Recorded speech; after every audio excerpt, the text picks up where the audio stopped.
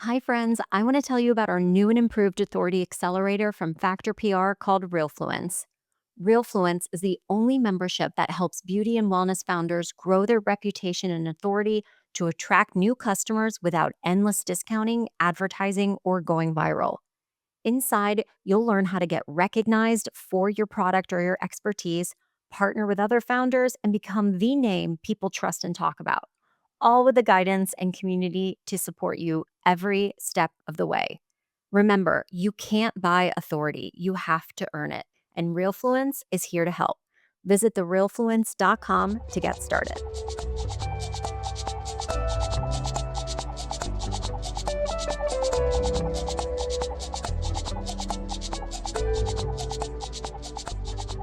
Today, we are tackling a question that I know so many entrepreneurs wrestle with at some point, and that is, should I be putting money into paid ads or should I be focusing on organic PR and media, social media, etc. first? And this is a great question because both organic and paid media are important. If you think about the peso model that we've talked about previously, right? That's paid media, earned media, shared media, and owned media. Today, we're really talking about paid kind of in one corner and earned, shared, owned in another corner because those are more organic. So, great question about whether I should be investing in my media before investing my time in things like organic media. So, the way that we prioritize these will ultimately determine whether your growth really feels sustainable and smart, which is what we want, or stressful and expensive. Okay. So both are very important. But first, we want to kind of take a step back and define what we mean by organic media. So, organic media is everything that builds your brand's authority, its visibility, and trust without paying directly for these kinds of placements. Doesn't mean that you maybe aren't paying with your time, but think about press coverage, for example, or word of mouth referrals, social media content and engagement, even most search traffic that comes from your content. That is organic, and it's organic credibility that you are building and earning. It's not about the exposure that you're buying. Okay, so hang on to that. Whereas paid, on the other hand, it's exactly what it sounds like. It is basically advertising. So that could be Facebook and Instagram ads or meta ads, Google search ads, appearing on a podcast that you've sponsored posts. You're paying to reach people, whether that they know you yet or not. So paid obviously has really, really great strengths. It can be hyper targeted. You can scale paid media very fast, and you can text messages across paid media quickly. So if you are someone who is at that point where you are interested in or you're currently invested in advertising, great opportunity for you to A/B test various ads and see what really resonates. So paid media is obviously really, really great for that. But, that being said, what I see too often is that, I'm an entrepreneur as well too. We get very, very excited about growth. And for many of us, it is all about speed, getting there as quickly as possible. So, the point that I just made about paid media is that you can get speed with paid media. Big difference between PR and paid media is that with something like PR, where you're pitching media to get an earned media placement, you really have very little control over when that media will go live, right? Whereas with paid media, you can go to a media outlet and say, hey, I want to buy an article and pretty much get it published whenever you want, give or take a week or two. But that's a sure bet. And that's exciting, right? Because it's always exciting to know that I'm going to see a result by a certain time period. And ads bring clicks too. We know that as well because they're usually going to be based on reach. So, whatever your investment is, you can correlate a particular volume of reach. In addition to reach, People invest in paid media specifically for sales because the call to action in most paid media is a transaction, right? But because they haven't built credibility through organic media, things like press coverage, thought leadership on their social channels or their blog, or even just a consistent content strategy, sometimes clicks don't always convert. I see this all the time, especially on places like Reddit, where people are arguing about my meta ads are failing, they're getting more expensive, right? If we kind of look under the hood, one of the first things that I like to take a look at is whether or not that brand also has an organic media strategy while they're running their paid media strategy. It's like putting a megaphone on a message that has not yet been tested yet. You're amplifying something that people may not fully trust or even understand. In episode 23 of our Grow Your Wealth podcast, which I highly, highly recommend listening to, this is what our ads expert guest, Fulia Ugan, she called breaking the wheel. Okay. She advised that organic media, so things like press, PR, thought leadership, social proof, etc., builds authority and tells the world this brand is credible, this brand is trustworthy, and this brand is worth paying attention to. Now, that's coming from an ads expert. So the data backs this up as well, too. In a New York University study, it found that when paid and organic search results actually appeared together, the overall conversion rate and revenue were significantly higher than when only one of these types of media appeared. In fact, the paid ads themselves converted better when supported with organic visibility. If you've heard of famed entrepreneur Alex Hormozy, he bridges this strategy as well too. So another case study from Sure Oak showed that brands who ran engaging social posts and then retargeted those same audiences with paid media saw a 30% lift in conversions within a few months. The organic content warmed people up and the paid ads sealed the deal. Another great way I love to see this with our clients that have been getting great results is, let's say you get a fantastic piece of press coverage, even if it's just a mention with a quote, plugging that into your ad media strategy can also help with conversions, right? Because the way that I like to think about it and present it to people is when it comes to paid media, specifically advertising is fantastic for reach, right? When you think about reach, you're like physically reaching out and touching with someone, but reach is not the same as connection.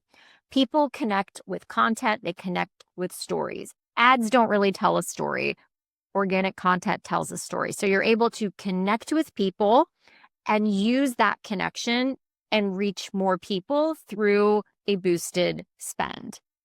One of my favorite examples, actually, a retail brand spent about, can you see here, $482,000 on paid ads. This is an Australian brand. And then when they factored in the organic lift that those ads created, so things more like direct sales and unpaid conversions, the campaign actually generated $14.2 million in revenue. That's an ROI of 2,800%.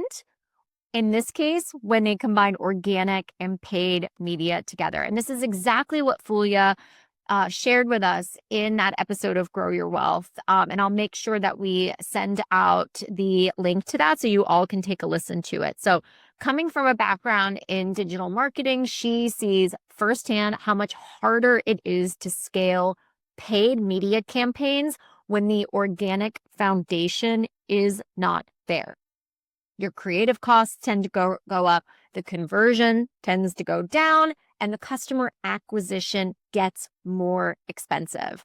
But when a brand is invested in building organic visibility, whether it's through press mentions, a strong Instagram message, influencer partnerships, paid ads perform better because they're no longer just trying to convince someone from scratch, right? They're nudging someone who already sees the brand as legitimate. But I want to be very, very clear here. Paid media is not bad, okay? That's not what we're saying here. It's fantastic. In fact, when the timing is right or ripe even, they're a fantastic accelerant for your brand growth strategy because they allow you to target the exact people that you want. The test messaging goes quickly and they're able to scale what's working. But without that organic framework, paid can quickly become a money pit, right? In fact, academic research shows that while search ads can increase conversion probability by 65%, even shortening the conversion cycle by 3.5 days, that only happens sustainably once your audience already recognizes and trusts you. And what Fulia was really right about when she reminded us is that sustainable growth matters more than rapid scaling. If every new customer you acquire through ads costs too much to serve profitably, we are building a business on a house of cards. I'm going to say that one more time. If every new customer you acquire through ads costs too much to serve profitably, we are building a business on a house of cards. Organic growth really helps keep our acquisition costs grounded. So think about this. I love to use metaphors around here. So think about it this way. Organic media is like the soil of your business. It's the authority, it's the reputation, it's the trust that we cultivate through earned media and consistent storytelling, right? It is really the foundation of your brand.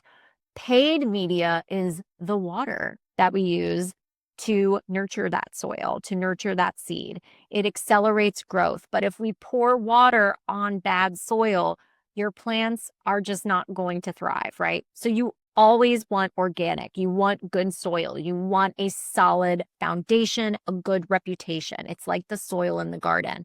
You don't water your plants every single day, but you do tend to it. You enrich it. You make sure it's fertile. You keep it healthy. That's your PR. That's your brand story. That's your IP, your foundation, your storytelling, your visibility.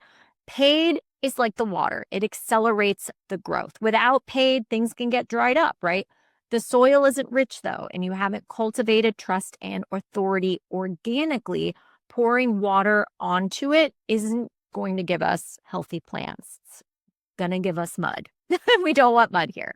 So that's why the relationship between organic and paid is so powerful. Okay. Can you do one without the other? Like I said, yes. But if you do paid without organic, it's going to be expensive. And if you do organic without paid, it's going to be slower, right? Paid accelerates what's already working. And when you get them working together, that is when the magic happens. As Fulia reminded us, when you prioritize organic first, it actually makes your paid campaigns more effective.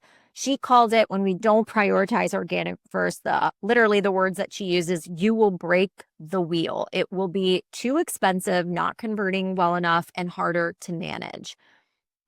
There's another great case study about Intrepid Travel. This is a brand also out of Australia. They shifted their marketing approach to a 50-50 split between brand building and performance spend. And their results were a 68% increase in bookings and a 41% jump in online revenue to 180 million. And their paid search conversion rates grew by 90% year over year. That is incredible. Also, if we look at another lifestyle brand, they reallocated their budget to 10% into traditional media channels. So think like TV, outdoor, radio, press, and actually saw a 115% increase in direct traffic, 50% lift in organic traffic, and a 34% increase in search traffic, and a 32% boost in overall brand awareness based on some of their key KPIs measured.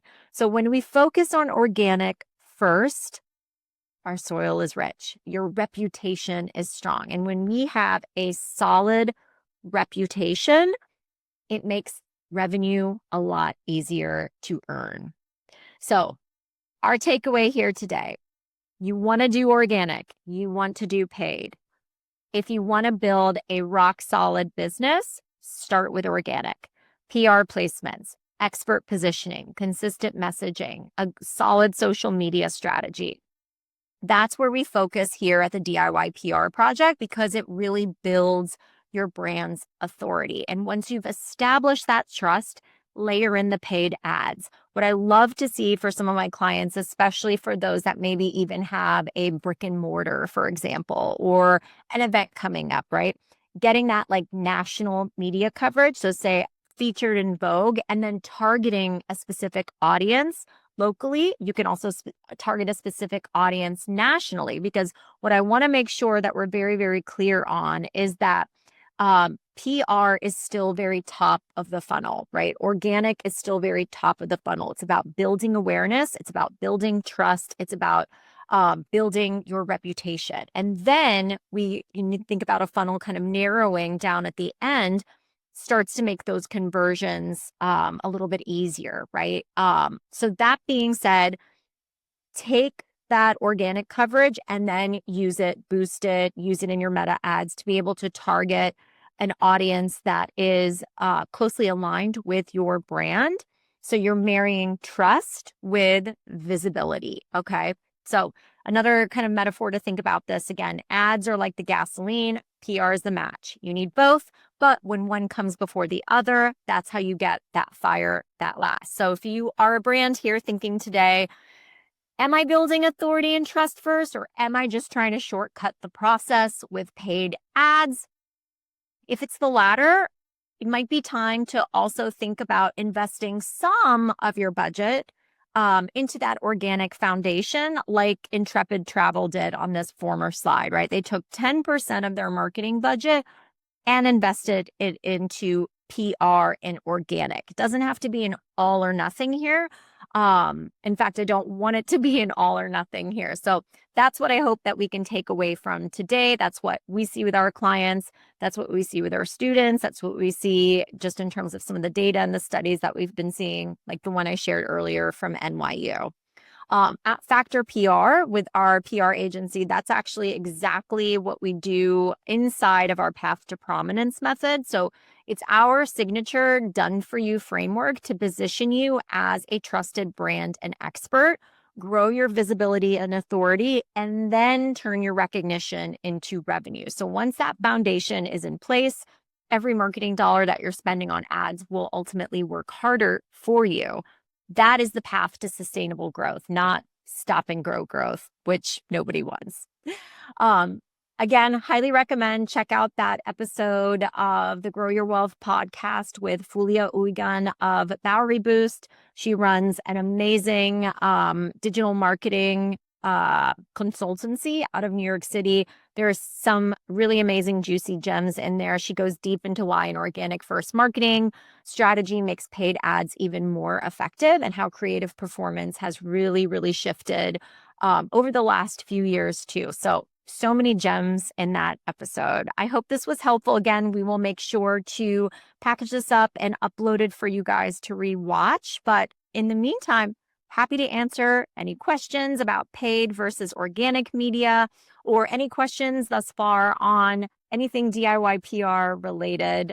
I've got about 20 minutes and would love to open up the floor. Well, I have a question. Hi. Can you hear me? I can. Great to hear Okay. you. Yeah. So, who do you suggest for PR? How to find a right PR? How to find the right PR agency? Yeah, You have a beauty brand, right? right. Yeah, I actually have an amazing blog post on exactly how to find the right PR agency. So I'll be sure to make sure to drop that into the DIY PR community for you to look at. If you are looking for a PR agency, a few distinctions that are important to make. PR agencies will do what is called done for you media relations or done for you PR, meaning they do all of the strategy, do all of the pitching, of course, as your partner. So by your side, DIY PR, what we're here to help you with is give you the tools, the fundamentals to securing the press coverage, the coaching and support, but ultimately, right, the pitching, the strategy, all of that is really down to you and your team, which is great. So the benefits of a kind of do-it-yourself program like DIY PR is that it's for the kinds of businesses that maybe they have a little bit more time to invest versus budget. Whereas with a PR agency, those are for the brands that have more budget than time. So if you are interested in exploring a PR agency, the first place that I would start is by asking your network, who have you used? That is a really great place to be able to kind of discover some of the best PR agencies from people who have had real world experience with the types of agencies that you are looking for. Here I run a PR agency called Factor PR. And what I would suggest in the types of clients that I look for are very specific to our niche, our expertise, and our media relationships. So if there's one piece of advice in addition to getting referrals for a PR agency that I would also add into the mix when looking for a PR agency is you want to link up with an agency that has existing relationships, current clients to serve your specific industry. So if you, let's say, have a wish list of, 3 big PR goals, I would take that and ask those questions of the PR agency. For example, if one of your PR goals is, I want to be featured in roundups for my products, which media outlets have you worked with? And can you give me examples of some of the roundups you've secured for your clients? Because that not only demonstrates that they have great media relationships, but also that they're industry specific, right? This is something that is not unique to their agency, and they're able to repeat that for your business as well too. So at my PR agency, Factor PR, we only work with beauty, home, and wellness clients. We don't do fashion. We don't do travel, right? We're very, very niche and specific because if you are an expert at all the things, what we tend to find is that kind of dilutes one of these industries, right? So we keep our niches very, very narrow to be able to help support the types of clients that we have. So we work with beauty brands and then we also work with beauty experts. So, that is always something to consider too, Zaha, if you are looking for a particular PR agency for your beauty brand. I would definitely try to dial into an agency that is, specific to your niche. The last thing I'll mention about that too is you might also want to consider something like a boutique agency or a freelancer or something along those lines, especially if your brand is more emerging. Not because it's necessarily cheaper. In many cases, it's not. However, what that is going to give you is the most value because, you're going to, like in my case with my PR agency clients, I'm the CEO, but I work closely with the brand. So they're getting more value versus like, getting passed off to like a junior person at another agency that, they're juggling 100 clients or so. But it really comes down to your personal preference. Okay. Now, you suggested DIY. How to go with that way? How do I go that way? I mean, I have a lot of clients and I'm working with them, but how we can market it? So the DIY PR project, have you logged into the portal yet? Um, I did, but I didn't get to go to any of the previous your recordings. Somehow I can't open that. Oh, let's definitely figure that out together.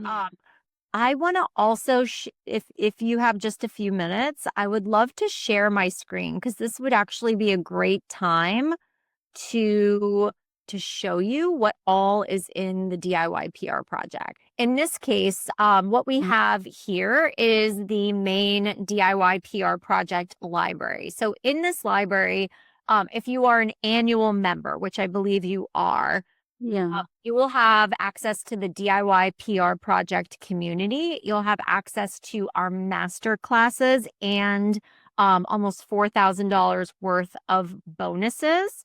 And then you will also have access to a number of videos in here as well. So some of these videos are interviews with journalists that we've conducted, as well as influencers. And then we also have a podcast episode that's specific to those that are in the health and wellness market also too.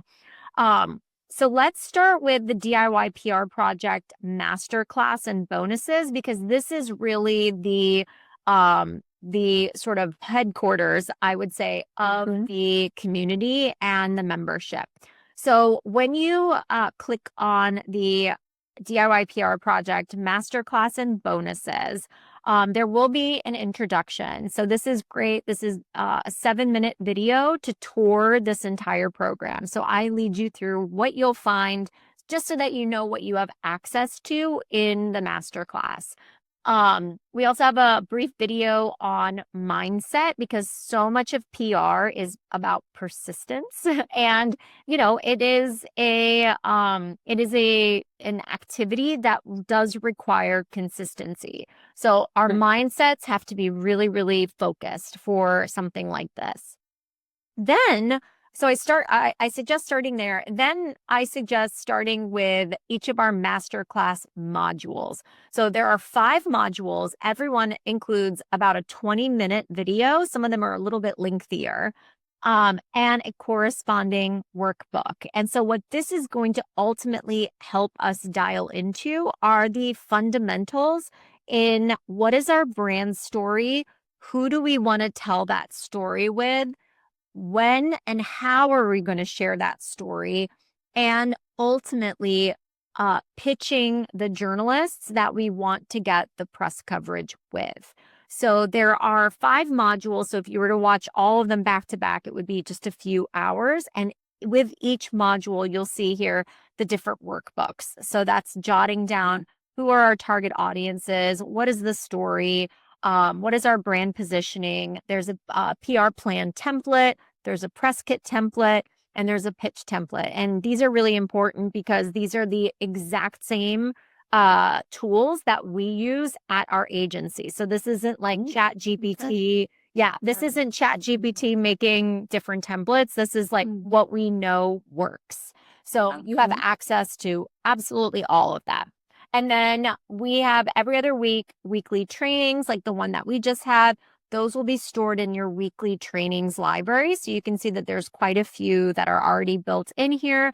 And they're based on various trending topics, questions that the community asks. So that's everything, kind of related to PR or on the tangents of PR too. So how to close more sales, how to leverage free publicity, where to find the right media contacts, how to win awards in the PR world. So a lot of great content just to keep the program very current. And then finally, you also have access to the various bonus stacks. So there are in these bonus stacks different guest media contributor opportunities. We've got Chat GPT prompts for PR, template for press releases, templates for media pitches, best practices on when to follow up on a pitch, media approved pitch angles, how to relationship build with the media, how to get gift guide coverage for your products. We even have modules on working with influencers. There are influencer contracts in here. There's a brief campaign brief that you can share with influencers just to make sure that you are securing the right kinds of influencers for your product or for your service. We also have a bonus stack on social media. So how to get success on social media, some really great best practices, but also some tools to make your life easier. So hooks to reel in your audience, tip sheets to presenting your brand on social, and then finally a bonus stack on metrics. So how do we measure the ROI too? And again, these are the exact same strategies that we use at my PR agency that we're giving you as part of the DIY PR project. And Okay. yeah, so you get a lot in Yeah, here. yeah. And then last but not least, the last thing I'll show you too is our community. So this is really, really fantastic. And another thing that makes the DIY PR project really, really special is that you're able to come in, share your wins, share your challenges. We're always responding to people in the community. But then, as you will see here too, in our media opportunities channel, our team is also sharing real media opportunities for our community and our members to respond to. So, an example of one opportunity, for example, that just came in, you can see here we've got product recommendations for bestlife.com. A journalist is looking for commentary and products. We also have Stylecaster is looking for a dermatologist. We've got holiday gift guides that are being included in here too. So you have access to all of that in the community. Let us know if you have any questions at all. I'll be back next Thursday. Take some time if you've got any time this week. At least watch the masterclass videos. It was very good. Very good. Very good to meet Meeting you. see you. Yeah. Listening, and yeah, we'll keep in touch. Yes, sounds good. We're here to support Thank you. Thank you. Okay. Thank you. Thank you so much for listening. I hope this episode deposited some useful advice and insights to help you grow your wealth. If you enjoyed today's episode, be sure to subscribe so you don't miss any future conversations. You can find more resources, episode details, and updates at growyourwealthpodcast.com. And let's keep the conversation going on Instagram. Follow me at Grow Your Wealth Podcast. I'd love to hear your thoughts, questions, or takeaway from today's show. Until next time, remember, burnout is optional. Take care, and I'll see you next week.